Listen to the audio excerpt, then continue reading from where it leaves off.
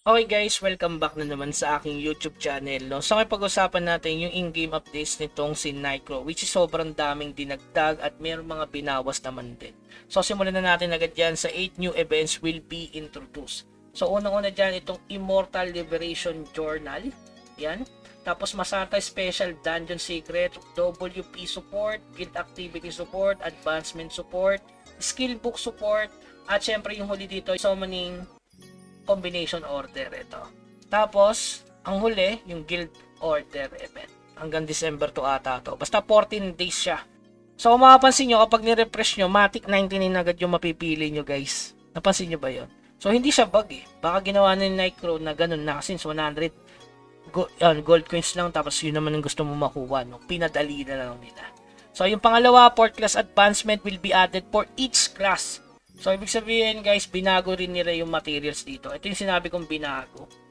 Kung i-compare sa core, iba yung chances na ginawa dito. Medyo pinadali, pero mahal pa rin kahit pinadali nila, kahit binawasan nila.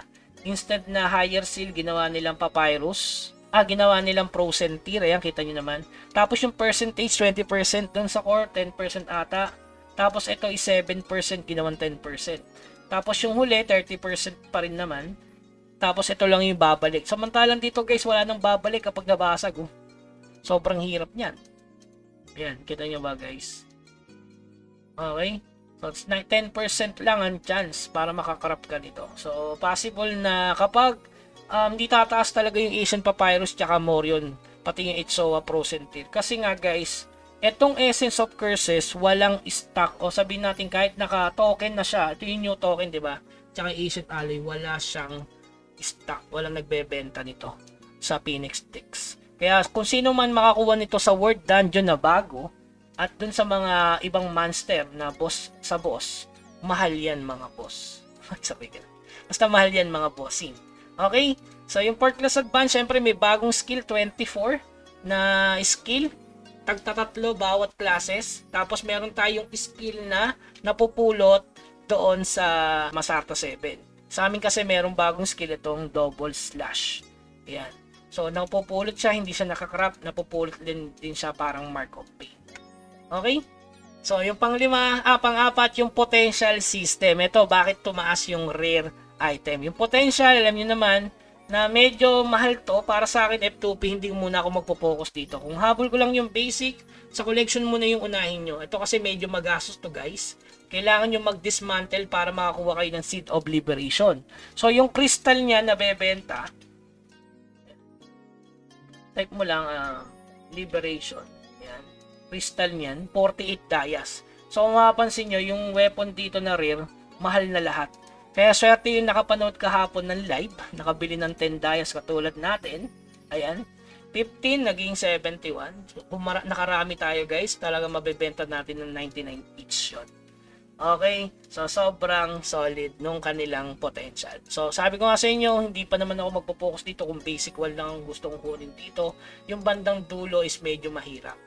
Alam niyo naman kung paano mag-breakthrough nito, 'di ba? May libre. Ang baba lang ng sa XP. Okay, so yung panglima, yung World Dungeon content will be updated. Ito na nga yung sinasabi sa inyo na binago na nila yung World Dungeon, which is same naman ng level ng monster, pero pwede ka nang mag-glider. So, nakalagay yun dyan guys, na pwede ka nang mag-glider sa bagong World Dungeon. Tapos, yung mapupulot mong valor coin dyan is 200. So, makikita nyo, bago na rin yung mapa. Pinalaki na, para siyang kill debat na rin. So, which is good na good dyan para makapag-explore ka. Tapos, medyo mahirap na rin mampigi, di ba? So, ayan. Kung makikita nyo dito, ayan. Pareho na rin nagre-respond to, si Chantarat at si Hisharat. Ayan, kita nyo yan. Ang angas. Masyadong malaki. So, pwede ka na maglilipad-lipad dyan, guys. Pwede na kayong mag-glider. Okay? So, ayun yung nabago dyan. Yung PBE, pwede ka na mag-farm ng 200,000 na Valor Coin. So, isama na rin pala natin dyan yung regarding dun sa shop. Kung makikita nyo yung sa shop, tatlo na yung Itsoa. Tapos, makakuha ka ng Brilliant na per month, pati yung pitch black na pang ups, pang over ups, at yung tatlong brilliant na refinement. So yun lang, medyo weekly yun. Pero yung Itsoa, Meti, 3 times weekly. Tapos yung Exoa ginawang 70k lang. So sobrang solid nun para sa ating mga F2P. Okay, yung Masarta ni revamp, ayan. The Masarta is coming, we undergo a revamp. Yung regarding sa revamp ng Masarta guys, ayan, tinanggal nga yung boss sa level 30. Yung sa 40, parang pinag-combine yung Cave 5, Cave 6, wala nang boss. Kaya yung Cave 7, 8, 9 ang may boss. Kaya tumaas yung ticket sa Masarta 7. Ito na yung hinihintay natin na magkaroon na ng boss sa Masarta 7 para magmahal yung ticket. Check nyo yung ticket ng Masarta. From 30 dayas, naging mas mataas na yung presyo niya. Tama ba? Masarta 7. Ayan. 85 na siya. From 30 lang yan. Tapos naging 87. So, good ba yun, mga bosses? Siyempre, good na good yun. Tapos, ito, new area will be added to the Masarta Eerie Sanctuary. So, siyempre, nadagdagan ng floor. 8 ata yung nadagdag dito, guys. So, di man tayo makakarating doon. So, ayan, nagdagdagan ng pang-6. Masakit ba boss dito? So, may mga legend drop na rin, no? So, yung pangulo natin, 2 new tokens will be added. Yan na nga yung Ancient, Alloy, tsaka syempre, etong Essence of Curses. Itong Essence of Curses, pag talaga nakakuha kayo niyan, guys, ibenta nyo sa market naman sobrang mahal. Kasi wala talagang, hindi sila naglagay ng pre-sale niyan, si Nicron, galing, no? Talagang kayo talaga magpa-farm niya para ibenta sa market. So, which is good yun, mga bossing. Okay, so new feature to change recovery currency after death will be introduced. Ito, regarding dito, nagkalituhan kanina na yung XP, diba, at saka gear, kung makikita nyo dito, may bayad na diamond daw. Pero pwede ka naman pala mamili kung diamond or gold coins. Kaya huwag kayong mag-alala regarding dyan. So, yung sunod, yung pang 10, 2 new potion items will be added. So, matik guys, ito. Yan. Okay, so ayun yung nadagdag. Solid yan. Kung level 65 ka na, laki ng potion, no? Sobrang laki na yan. Tapos yung pang 11, the item enhancement system will be improved. Hindi ko alam dito kung tumaas yung percentage ng pag nag-ups ka. Nakalagay ka kasi dito, when switching from single gear enhancement to multi-gear enhancement, the previously selected item will remain selected. So wala kasi tayong pang sample. Wala tayong pwedeng basagin. So yun, intindihin nyo na lang guys. Tapos yung pang 12, glider in slot effect will be added. May bagong glider ba?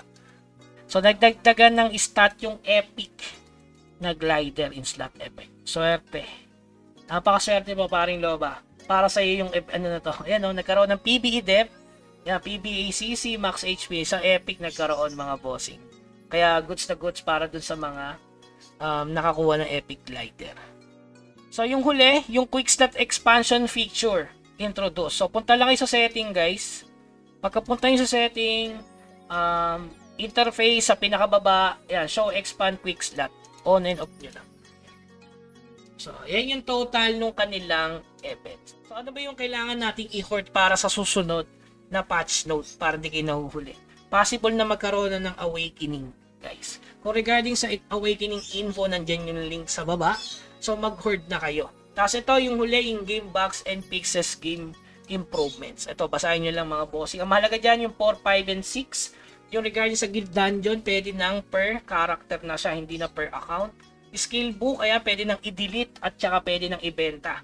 Yung pang-apat naman, fixed issue when a certain package, ayan, yung hindi magkasabay yung package doon sa event duration.